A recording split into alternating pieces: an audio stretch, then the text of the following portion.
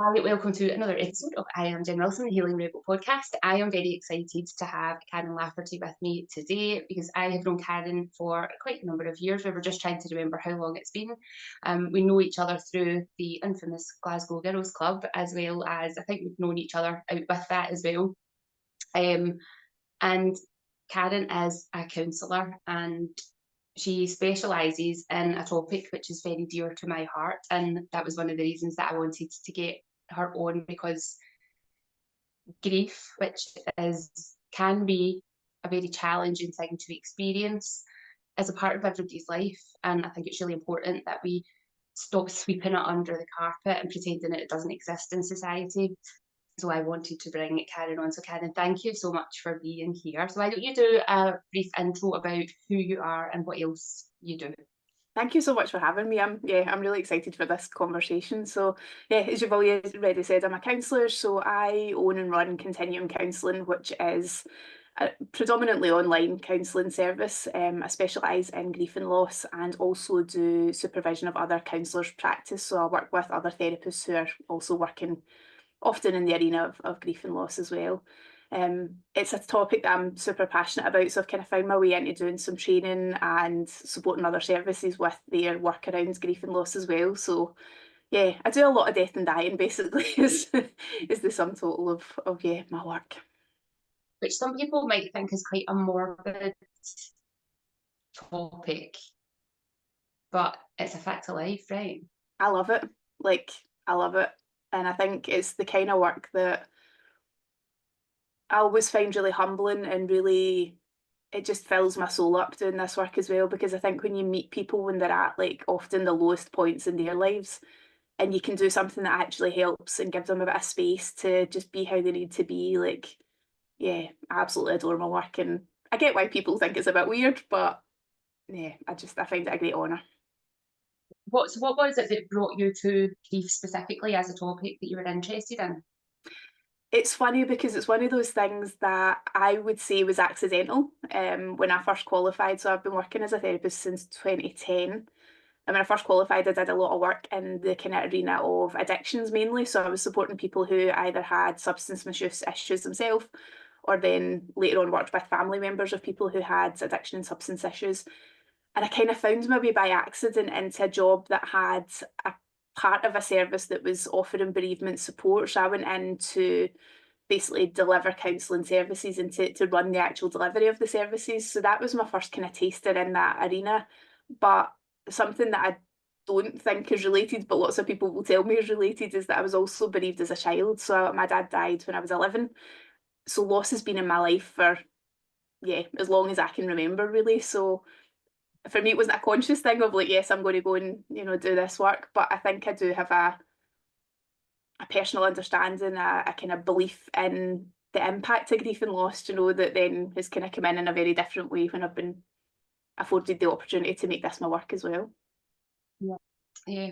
So how would you define grief? Like if somebody's listening to that and has maybe never consciously experienced it, or has, but but they've brushed it under the carpet.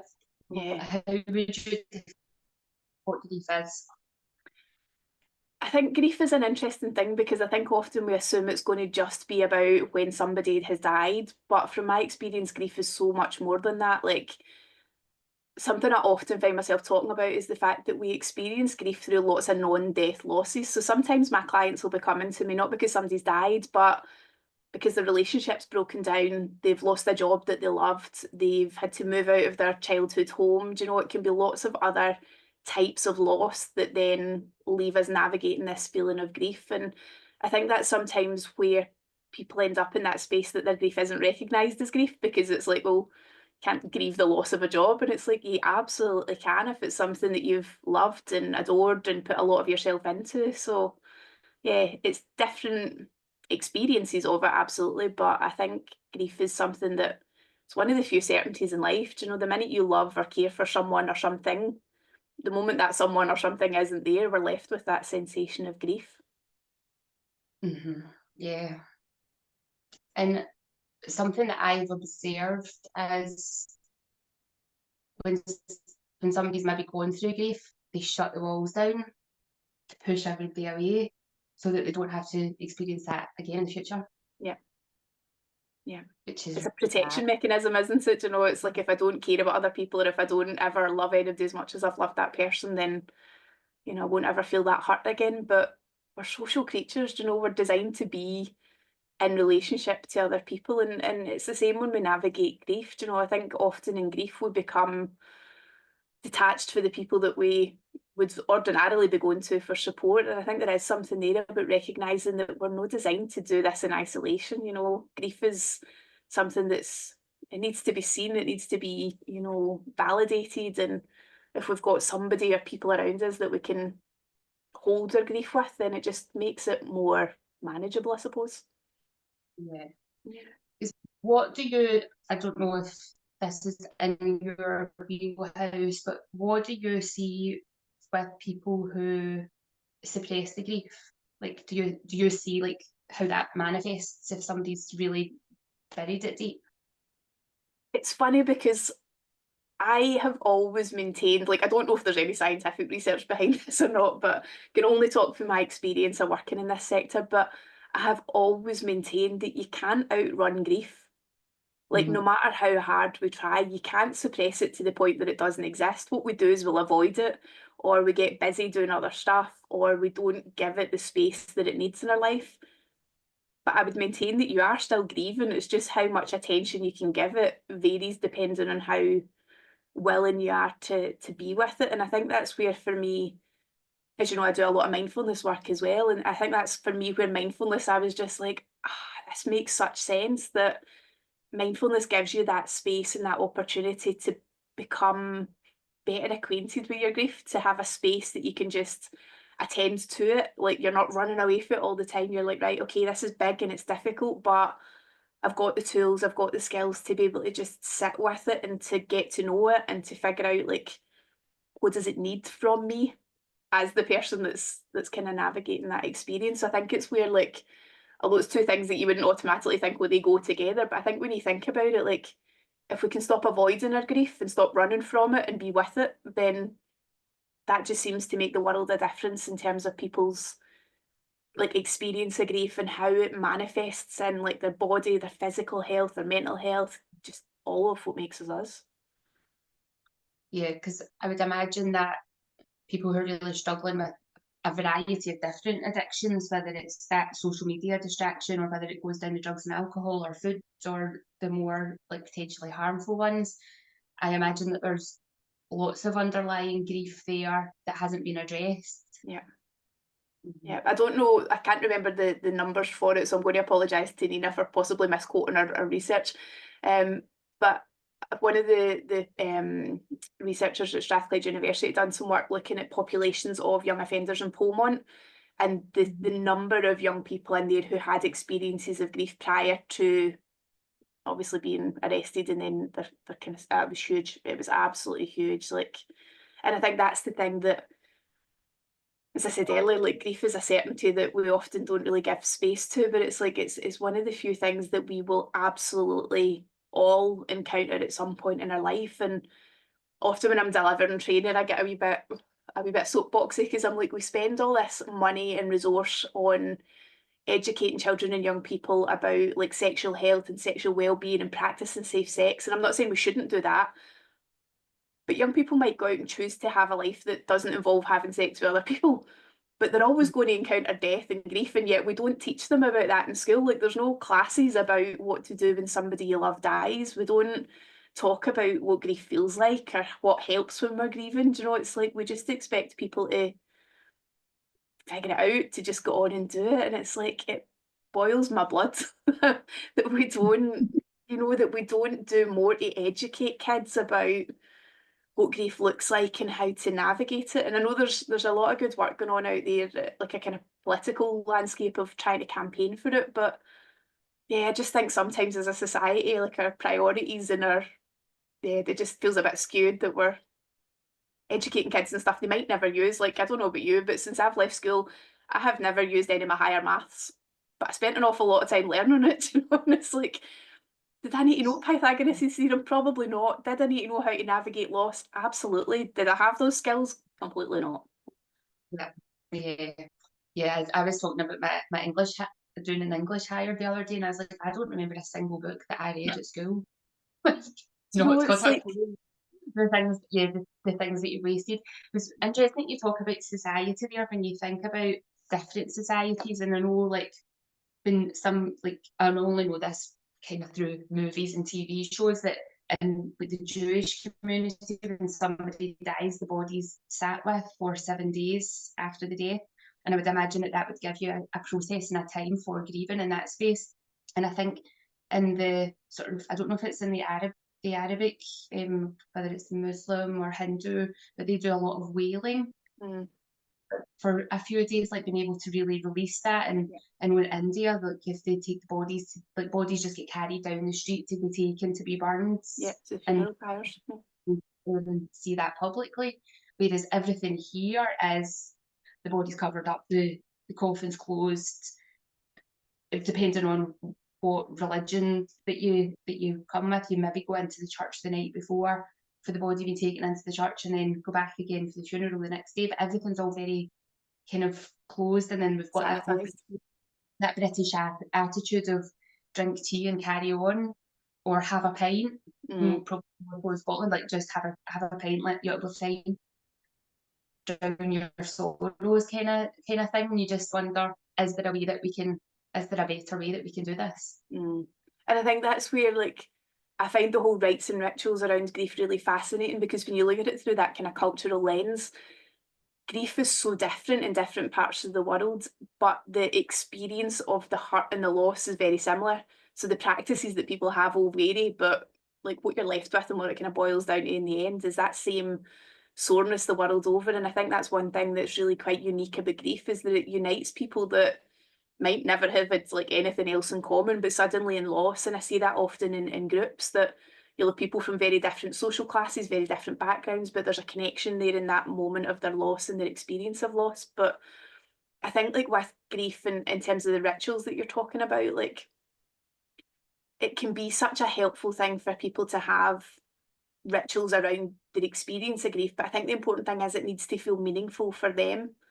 And that's Mhm. where often it doesn't. You know, I know certainly here in the west of Scotland, as you say, like there is that whole thing of like what a funeral should look like, which if that is something that brings you comfort, then brilliant, we've got it right. But I think all too often people do what they think is expected of them rather than what feels kind of naturally right for them and their relationship to their loved one. Because I think that's the other thing that's probably really important just to say out loud and to name, is that our grief experience and how we feel in the aftermath of losing somebody we love is just as unique as the relationship we had to them when they were alive. So you and Mhm. I could lose the same friend, for instance, but your relationship to them is going to be totally different to my relationship to them. And that's where, you know, we might both approach that and go, God, I know how you're feeling. And it's like you don't, because you've not been Yeah. me, you know, you've not had my relationship with that person. You might have an idea or, you know, a sense of the significance of it, but nobody really truly knows what another person's experiencing, because we can't step into, you know, their exact experience of it. We're relying on them to be able to explain it to us, to describe it, to, you know, give Mhm. us the insight as to how it feels. So rites and rituals are helpful, but it needs to be something that actually is meaningful for you as the person grieving the loss of whoever it is that's died. And yeah, I think a lot of the time with families as well, this is where we can often find like families will have disagreements, fallouts. You know, I've known people I've worked with in the past that like there's bits of the family that they completely disown and have nothing else to do with. And it's like, I think because we're in such a heightened state in those early days of grief that we can make really rash decisions. We're often hypersensitive to other people as well. So somebody saying something that we disagree with can feel like really hurtful and really jarring in a way that if they said it any other day, we'd probably just be like, all right, whatever, go on with it. But it's about like how families then figure out like how do we do this grief thing when each is going to need something really unique and really individual, and we can't actually step in and substitute for each other and be like, right, you know, I've got this just now. So yeah, it's fascinating what it can not do to people, but what happens when people are grieving together. Yeah, yeah. I live in a family that imploded. Mm, right, okay. So you've lived this. Well, that's, yeah, a lived Yeah. experience. Yeah. If somebody wanted to support somebody going through grief, what is the best thing that they could do for them? I love that question because I think it's one of the things that when you know somebody's grieving, we all feel a bit redundant. We don't really know what to do. So I think, again, I can only talk from like experience of working with people who have been right in those acute stages and like they know that their friends and family want to help, but they don't know what the hell to do. Often it's about very practical things. And it's sometimes about saying, like, do you know what, I'll come over and I'll take the kids for a couple of hours today, or do you want me to go and pick up your shopping and I'll drop it off? Or listen, I've just made a pot of soup, I'm going to leave some on your doorstep. Like giving people that permission that you don't need to see them to support them. You know, if they want to just be on their own and have a bit of space, then, you know, drop off some food, you know, offer to take the kids to the park for a couple of hours to give them a bit of breathing space, or come down and watch the kids while they go and have a bath in peace, you know, things like that. Sometimes just give people that wee window where they don't feel like they're burdening somebody else by saying, can you come and help me? I think as far as like emotional support, one thing I would always say is like leave the door open for the person, because often what you'll find is people go like, oh, if you want to talk, just let me know, or message me if you need anything, do you know? And it's like you're kind of putting the onus on the person who's grieving to be like, oh hey, can you come and help me now? Rather than just Yeah. that, like leave the door open. If they want to talk to you or message you, then they know they can get in touch as and when they want to, but also just making sure that you're checking in to go like, how's today been? Like I find often Yeah. people will be asked that question of like, how are you doing? It's like, bloody hell, I don't know if it's New Year or New York right now, never mind how I'm doing in this. It's like, that's too big a question. Like, how are you doing today? How's this morning been? How did you go on dropping the kids Yeah. off at school? You know, it's like sometimes just bringing it in a wee bit and it's something that feels a wee bit more manageable can just make conversations a wee bit less pressured. And Yeah. also being okay with somebody not knowing like what they need, because again, thinking about some of my own grief experiences over the years, if people go like, if I can do any help, just let me know. And I'm like, I don't even know what that would look like. Like, do you want to just come and sit with me and feel sad together? Because that might feel helpful. Or, do you know, it's, I'm yeah, here for you. aye, aye. Can you help me think about this thing that I need to do? Or, you know, can you come with me to a place that I need to go? Or I need to think about, you know, what hymns we're picking for the funeral. Or I need to go and, I don't know, pick flowers and stuff. It's sometimes just having another human being there that maybe isn't grieving in the same way that you are. Because again, when you find like when people are in those really acute early days of their grief journey, sometimes just having somebody that can be a bit of moral support can be really helpful, just to lean on them and know that they're all right. Like I can be okay as me, because they've got the resources to like keep themselves safe in that as well. Yeah. Because when families are grieving together, that's the thing that gets muddy, isn't it? It's like everybody's in that space, and sometimes it's Yeah. just about like who has got the capacity here to like, I just give a wee bit of support. Mhm. And what would you suggest? Like, I've had friends who've lost parents and they got like 5 days bereavement leave Oh, and then were expected to go back to work. yeah, Like, and that was it. yeah. How What bonkers is that? Like, nuts? Because one of my friends, what she said was in the first 5 days, what she wanted to do was go to work to stay mm, busy hmm, and take that time later, and her work wouldn't let her do it. no, yeah.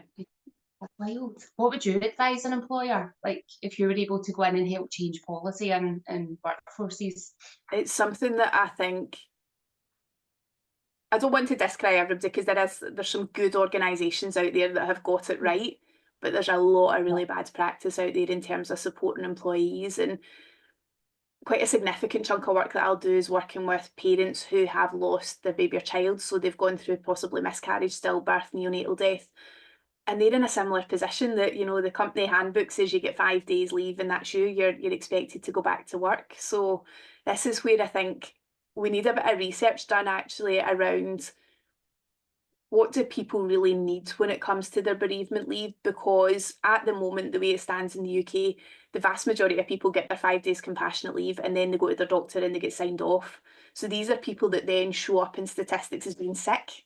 not sick, they're grieving, you know, but it's just there isn't a box in a forum to be ticked to say that that's why they're off work. But I think for employers, the main thing that I would stress above all else is be flexible with your employees, because if they want to take their 5 days somewhere else down the line, let them do that. Do you know what difference does that make really to them? Absolutely none.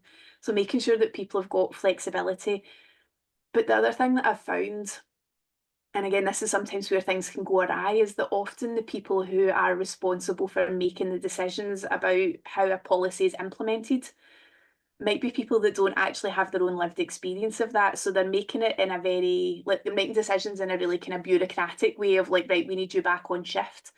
It's like, let's be realistic and think about how helpful it's going to be for somebody being back on shift early on in their lost journeys. You know, how productive are they going to be? Probably not very. Like, how reliable are they going to be in their decision making? Probably not very, because we know that when we're grieving, things like how we process information changes, you know, how we problem solve things changes. That cognitive function aspect of our brain has got other priorities. You know, it's trying to adjust to the fact that somebody we've loved is no longer in our life. It doesn't need to be thinking about, you know, what box to fill in a spreadsheet, or, you know, who you're supposed to be phoning in your shift that day. And I think it's about, like, employers having that compassionate viewpoint and that compassionate approach as to, like, what actually is going to help your employee, and can you give them the care and the support that they need? Because again, often you'll find in those conversations, so most places have got like those keep 'em in touch days where they'll get a manager to phone and say like, how are you doing and do you need anything?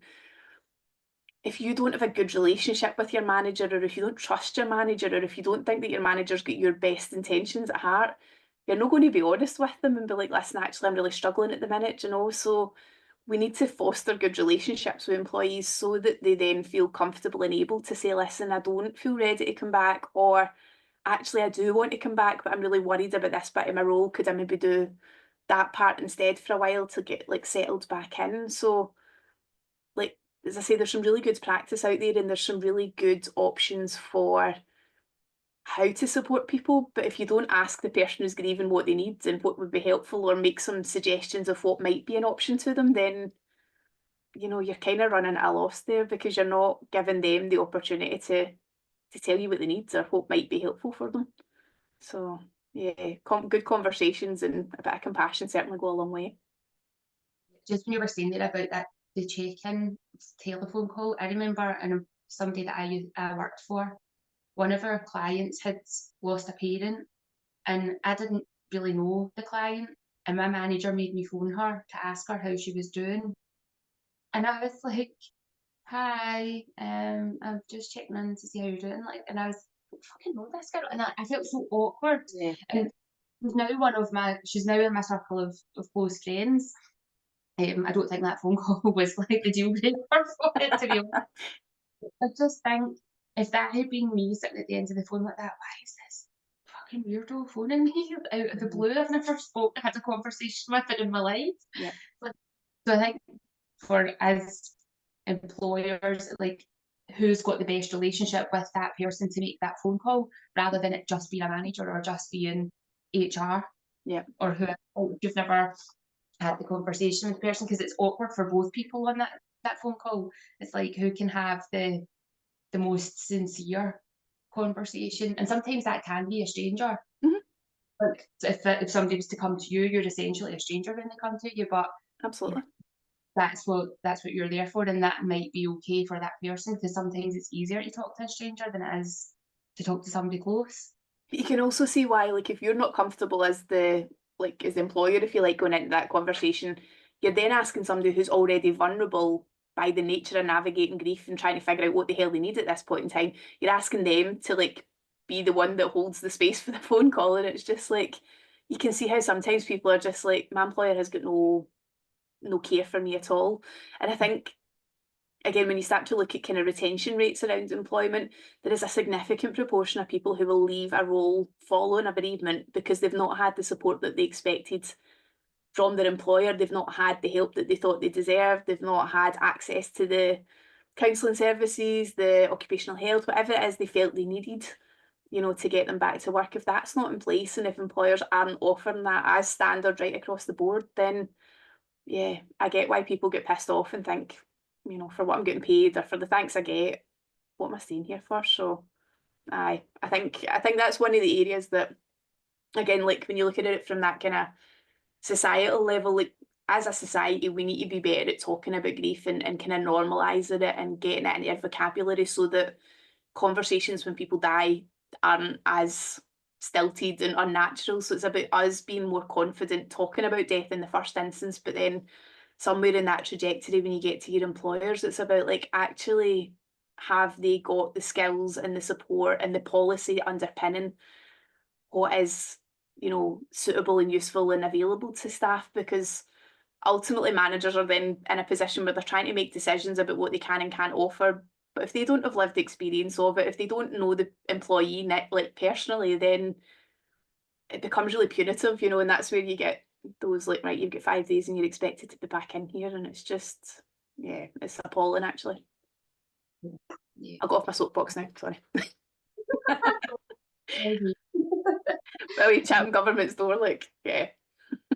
No, I just remember thinking that's such a weird thing. Like 5 days is just so specific and such a tiny amount of time. Oh.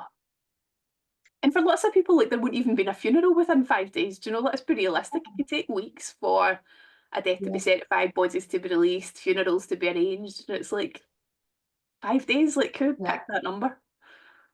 Yeah. And I think in that waiting time coming up to the funeral, that's when you do want to stay busy. Mm. When you want things to do, because otherwise you're just hanging around waiting. Yeah. Yeah. Yeah. But often in that like waiting space as well, Jen, that's when like the vast majority of people are going to be in a space of some sort of shock or disbelief that it's even happened.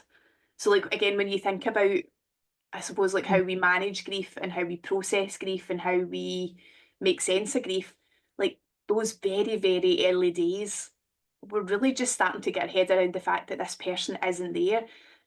And often what you'll find is that if it's not being somebody that you share a household with, so somebody in your immediate bubble, if it's maybe like a parent, like you've moved out of the house and stuff like that, or a grandparent, an aunt, an uncle, you don't usually see them every moment of every day anyway. So there can be that kind of bit where your brain goes, oh, they're going to come back, like they're just away doing this. Or so it's like those very early days and weeks really are just our brain starting to catch up to the idea that A, the person's gone in the first place, and B, that means that they're not coming back. They've not just gone somewhere else. And, so like again, back to 5 days, like Jesus, we're just trying to kind of get our head around the fact this has even happened, let alone, you've not gone anywhere near processing anything at that point. It's just making sense of what is actually going on here. so what do we do after the 5 days? How do get back to work? We get back to work and we go and fill out our spreadsheets. how do we navigate this world of grief? Yeah, I suppose before I answer that, I want to go back a wee bit, because I think something that's really important to kind of just be clear about is that not only is grief a universal thing that we're all going to experience at some point, but grief is also a lifelong journey.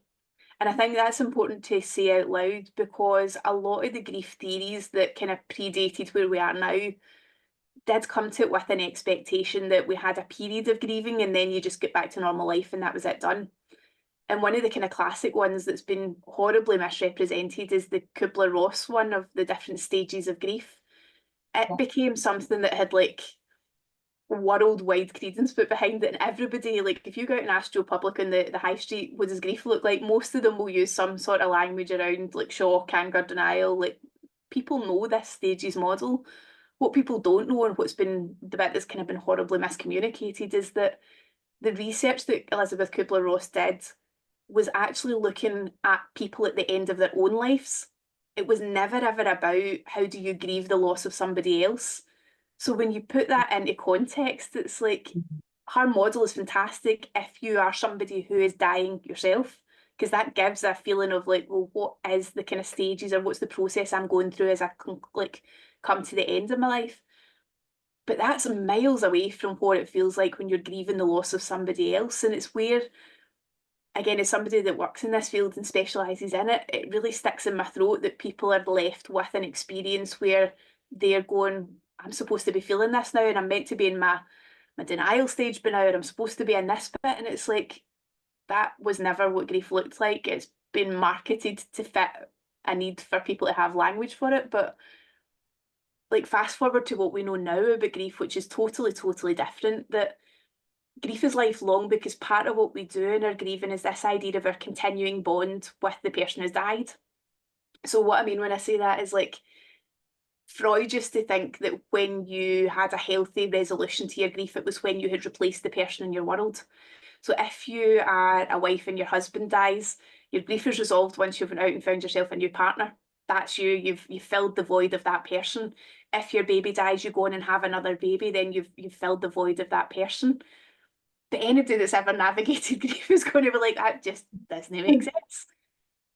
Because what we know now is that when we say about grieving a lifelong journey, it's like, if you lose somebody you love, you will miss them for the rest of the life that you have. But what changes over time is the intensity of grief. So when we're newly bereaved, we're in a landscape that doesn't make sense. We're trying to make sense of something that is unspeakable. We're in shock. We're confused often. So those early days are the process of just starting to make sense of it. But as time goes on, the more able we are to get used to our grief and to make sense of what helps and what doesn't, we start to learn what's useful for us. We start to get better acquainted to our grief. We start to allow just wee glimmers of day-to-day life back into our world. And there's a brilliant model by two theorists called Strobe and Shute, and they talk about this idea of a dual process model. And it's dual because there's two different elements to loss. One of it is, well, part of it is about our loss orientated behaviour. So that's the bits of grief that are like the soreness of grief, like being with our grief, really appreciating the loss of that person. But parallel to that is this restoration bit where life has to go on after there's been a loss. You know, we still have to pay our bills, we still need to take the kids to school, the clothes still need to get washed, the dinner still need to get made. Those are the bits that it's like the life that we have to do after that loss has occurred. And for us to have like a nice healthy grief response, what we're trying to do, or what seems to happen quite naturally, is like you move back and forward between those two states. And that's why, like, when people think about often their own grief experience, in those very early days, you spend so much of your time in the really raw emotion of grief and in the soreness of it, and like you don't want to be around people and you don't want to be like talking to people and dealing with life. But as time goes on, as we start to get more acquainted with our grief, as we start to find things that have helped us and all the rest of it, we start to kind of spend a wee bit more time in that restoration space. And eventually we spend most of our time there. But what you will find is that round about maybe anniversaries, any significant dates really, maybe particular times, if there's like memories around certain events, that's when we'll dip back over into our grief response.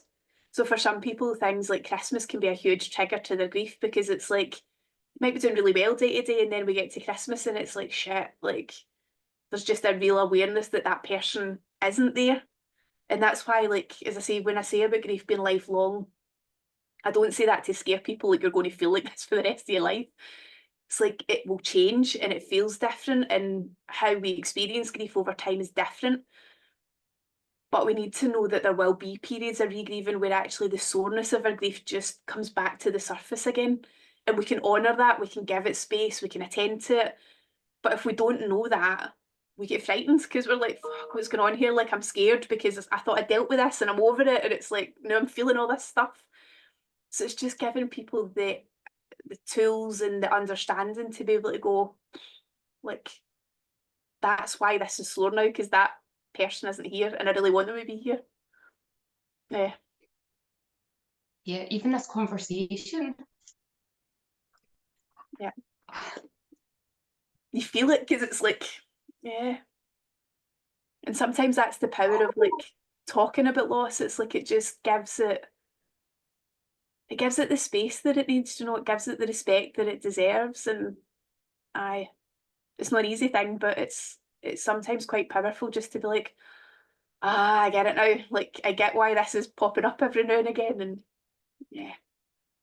Yeah, definitely. Oh, nobody's made me cry like this on the podcast before, Karen. Oh, Oh, goodness gracious. Oh. Yeah, it is. It is so powerful, Mm. but beautiful at the same It time. is. It is, and that's the thing with grief. Like it's again, it's hard for people to feel it when they're in the this kind of space of like really raw grief. But I think to grieve the loss of somebody is like it's a real honour because we've loved them. Like we've loved them and they've been important to us and they've made an impact in our world. And like that's why we grieve them. So as much as like people and nobody, and I would say 100% of people I've worked with, none of them would ever want to be in the position they're in. No, like none of them would ever want to be grieving the loss of somebody that they love. But often what people will find is that somewhere in their grief journey they have that moment of just feeling thankful or grateful that they got to love that person, that they got to know them, that they got to learn from them. And like when you were saying earlier on that thing of like how do we process grief? The first bit definitely is just acceptance. It's the bit of like actually getting our head around the fact that this has happened and that it's the reality of loss, you know, because that takes time and like I can't put a figure to it or a time scale to it. And I think it's really sad that we've been fed this message of like 6 months, because I know lots of bereavement charities and organisations will say, oh, like, we don't offer counselling in the first 6 months because that's your normal space for grief. And it's like, who says that? Like, who tells me that 6 months is enough to grieve the loss of my, you know, whoever it is? Like, I think there's a normalised aspect to those early days that we don't want to be rushing in and going, right, you need therapy, because lots of people won't.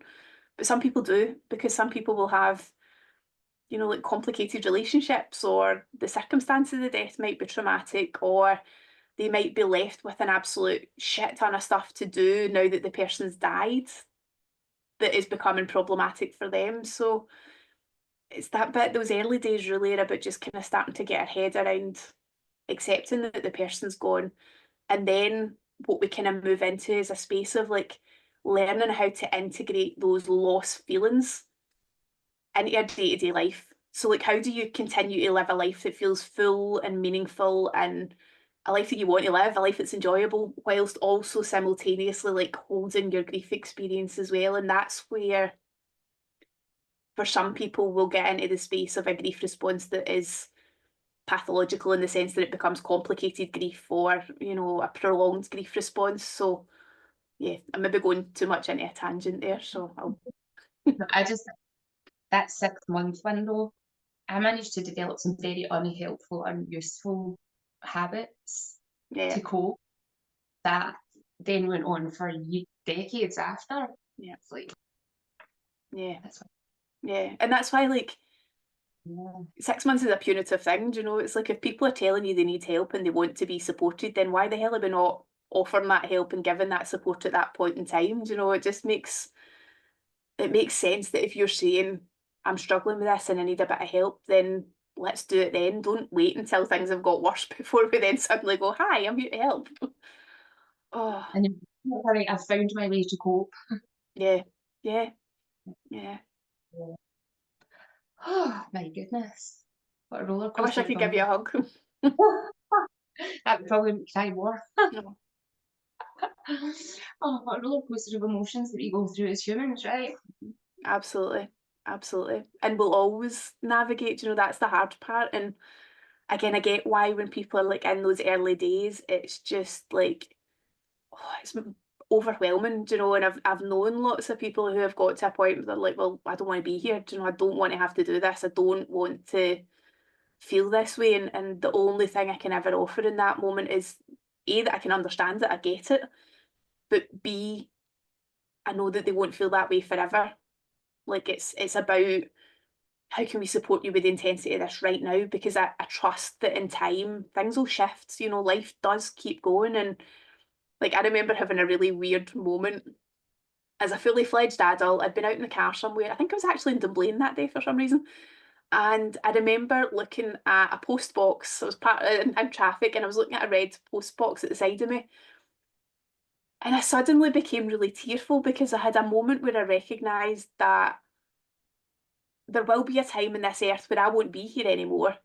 And people still come and go and post their letters in that post box, you know, and I don't know why, but something in me was just like, shit, like the temporariness of our lives and like I really like that Buddhist philosophy of like the kind of interconnectedness of life and death and how it all pieces together, but that's probably another conversation for another day. But just that sense that, I feel quite insignificant in amongst that, and there's a whole lot of life that will still continue to happen even when I'm not here, Yeah, you know. yeah. Well, if you even just think about the planet, Mm, like how many people have come and gone, how many civilizations have come and gone. yeah, The dinosaurs came and went, the ice yeah, age came and went, it's and the planet's still standing, holding us as part of that universe. yeah, Yeah. And we are that tiny speck. So it's like when you see that the image of the Milky Way, and it's like you're this tiny wee dot on this tiny wee dot within this big thing, and you're just like, oh yeah, mm, ah, mm, that's yeah. You're so significantly insignificant yeah, for yeah, want of a better way of putting it. That yeah, way it's like, yeah. but when you are here, you are totally significant. Yeah. And I think that's where sometimes, like, in grief, we can often lose our sense of perspective, because the feeling and the intensity of grief just makes everything feel really like acute and really like focused and really overwhelming at times. And sometimes it's like we just need to find a space to step back and catch our breath again and be like, right, the world will keep turning, the kids are going to keep going to school and life will need to keep going on. So what can I do to help myself in that space? What can I do that's going to be supportive, useful, what tools have I got? Who are the people that can help me in this? Just to kind of get out of that space of, yeah, just the overwhelm, I think, that often comes with grief when people are trying to kind of navigate not only grieving, but yeah, doing life and paying bills and taxis and dealing with weddings and whatever else comes with life. All that real world, real life stuff that Yeah, keeps, as you say, just keeps going on. yeah. Some countries have grief retreats, which I've always been quite intrigued by because, like, I think there might be something quite nice of that. Like, if you had the luxury of being able to just like leave your day to day life behind and Yeah. go somewhere that you can be with other people who aren't grieving your person, but they're grieving somebody that means something to them, and just like I just like go and be in amongst that. Like I don't know who it is that runs it, but there was a company that were doing a grief cruise specifically for people who were bereaved to just go and like Yeah. get out of their 9 to 5 and to be amongst other people who understood it but also had like their own experiences of it as well. And then also having your other needs met, like somebody else is cooking the foods and making the beds and all those Yeah. other wee things that you can put at the side. Hmm. Yeah, that sounds really interesting. I quite like the idea of it. I was like, yeah, that would be quite nice. Sign me up. You can get a job on it. That would be my dream actually. See if there was a way that I could do this work and travel the world at the same time. Like I would love that. That would be amazing. Well, there's a cruise ship just with your name on it. So if there's anybody listening that happens to have a cruise liner sitting about, kicking about, give us a shout. Oh, it's amazing. Is there anything else that we want to talk about today before we wrap this up? Um, I don't think so. I feel like there's lots of things we could probably give more space to in our discussion today, but I think, yeah, that feels like a good starting point, I think, for the conversation and hopefully helpful for people because I think that's always the aim when we're having these conversations is that maybe somebody listens to it and it just shifts things a wee bit for them or it just helps something to make sense or gives a wee bit of hope that, how they're feeling isn't necessarily how they're going to feel for the rest of their grief journey. So yeah, hopefully it's helpful. So if somebody's listening to this and wants to reach out to you for counselling, where is the best place for them to find you? So my website is continuumcounselling.com and I'm also on Instagram and Facebook and both are just at Continuum Counselling. So yeah, Put those links into the description. So thank you. thank you for today's podcast. Thank you I for very, having me. very much appreciate that emotional journey that I went on there. I kind of expected it, but also Yeah. it's just part of life. So thank you. Let me just stop recording. Thank you.